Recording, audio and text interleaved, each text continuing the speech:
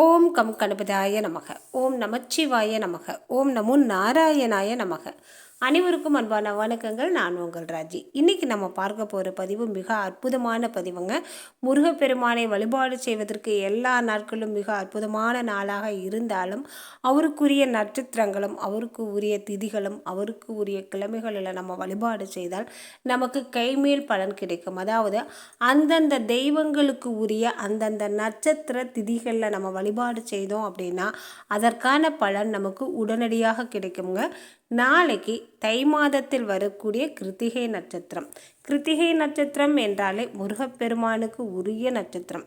முருகப்பெருமான் பிறந்தது வைகாசி விசாகம். அவருக்கு திருமண வைபவம் ஏற்பட்டது பங்கினி உத்திரத்தில். பின் எதற்காக நம்ம இந்த கிருத்திகை நட்சத்திரத்தில் விரதம் இருந்து வழிபாடு செய்கிறோம்?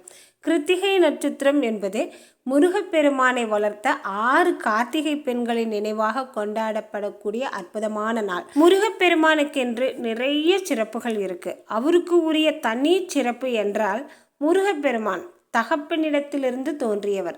எல்லா குழந்தைகளுமே தாயிடத்தில் இருந்துதான் தோன்றும். ஆனால் முருகப்பெருமான் தகப்பனிடத்திலிருந்து தோன்றிய தகப்பன் சுவாமி, தகப்பனுக்கே உபதேசம் செய்த குரு சுவாமி. முருகப்பெருமானுக்கு எண்ணிலடங்கா தமிழ் பெயர்கள் நிறைய இருக்கு. சரவண பொய்கையில் அவர் தோன்றியதால் அவருக்கு சரவணன் என்ற பெயரும், 6 கார்த்திகை பெண்கள் வளர்த்ததால் அவருக்கு கந்தன் என்ற பெயரும், பார்வதி தேவி 6 குழந்தைகளை வாரி எடுக்கிறப்ப 6 முகமும் 12 கையும் 12 கண்களும் தோன்றியதால் 6 முகம் என்ற சிறப்பு பெயரும் இருக்குங்க முருகப்பெருமானுக்கு. முருகப்பெருமானுக்கு நிறைய பெயர்கள் இருந்தாலும் சரவணன், கந்தன், ஆறுமுகன் என்ற பெயர்களை சூறி வழிபாடு செய்கிறப்ப மிகவும் சந்தோஷமாகவும் மகிழ்ச்சியாகவும் நமக்கு வரங்களை வாரி கொடுப்பார் அப்படிங்கிறது ஐதீகம்.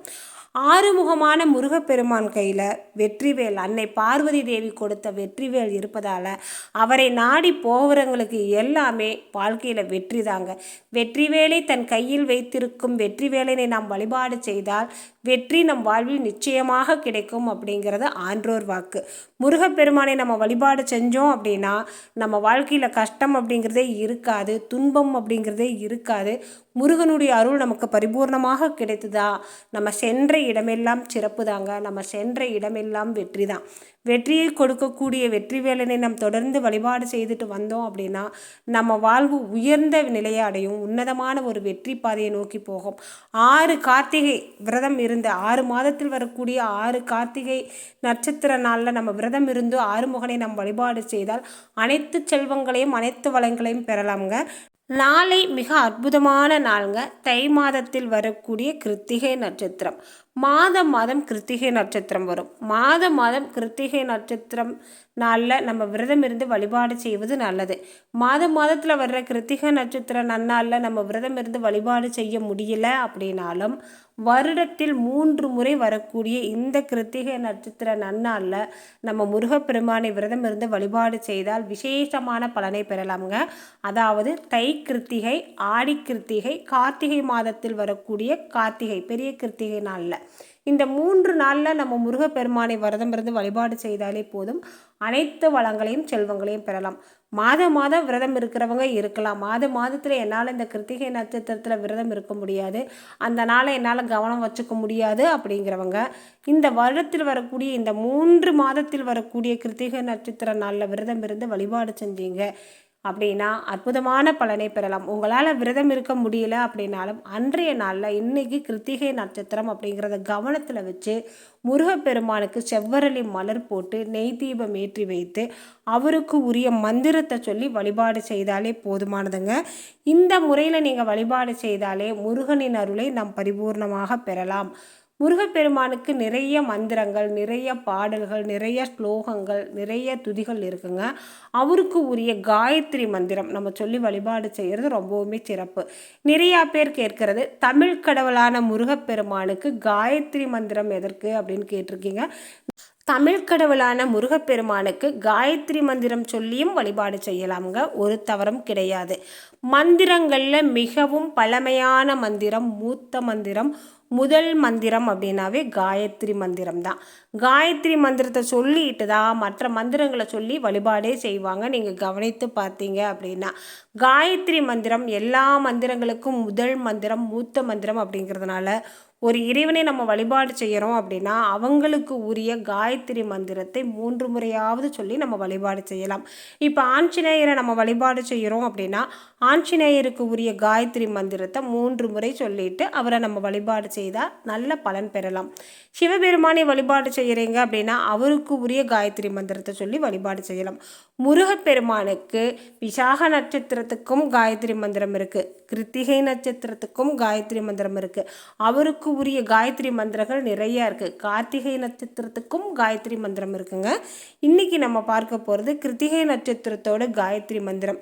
தை கிருத்திகை நன்னாளில் இந்த மந்திரத்தை நல்லா மனப்பாடம் பண்ணிட்டு நம்ம ஒரு 3 முறையாவது அவருக்கு சொல்லி வழிபாடு செய்கிறப்ப நமக்கு முருகனின் அருள் பரிபூர்ணமாக கிடைக்குங்க. முருகப்பெருமானுடைய காயத்ரி மந்திரத்தை ஒரு 3 முறையாவது இன்றைய நாளில் சொல்லி வழிபாடு செய்யுங்க. ஓம் வன்னி தேகாய வித்மகே மகாதபாயை தீமகி தன்னோ கிருத்திக்க பிரச்சோதயாத்.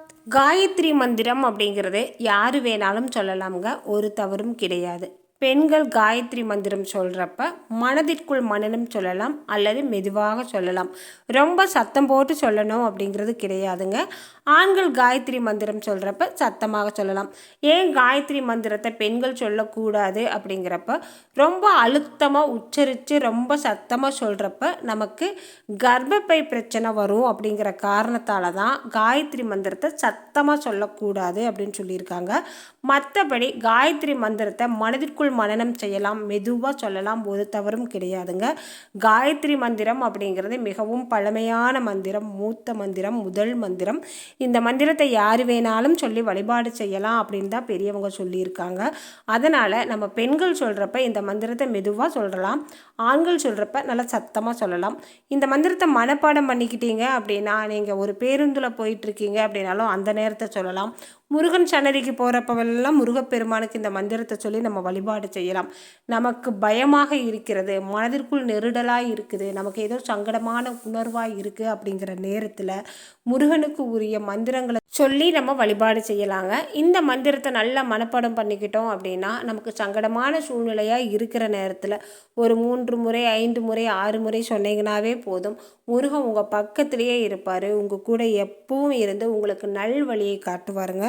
நம்பிக்கையோடு நம்ம முருகப்பெருமானை வழிபாடு செய்தால் போதும், நம்ம வாழ்க்கையில் எல்லாமே நல்லதாகவே நடக்குங்க. முருகப்பெருமானுக்கு உரிய ஓம் த்ரீம் சரவணபவ என்ற மந்திரத்தையும் நம்ம அடிக்கடி சொல்லி வழிபாடு செய்வது மிகவும் சிறப்பான பலனை நமக்கு கொடுக்குங்க.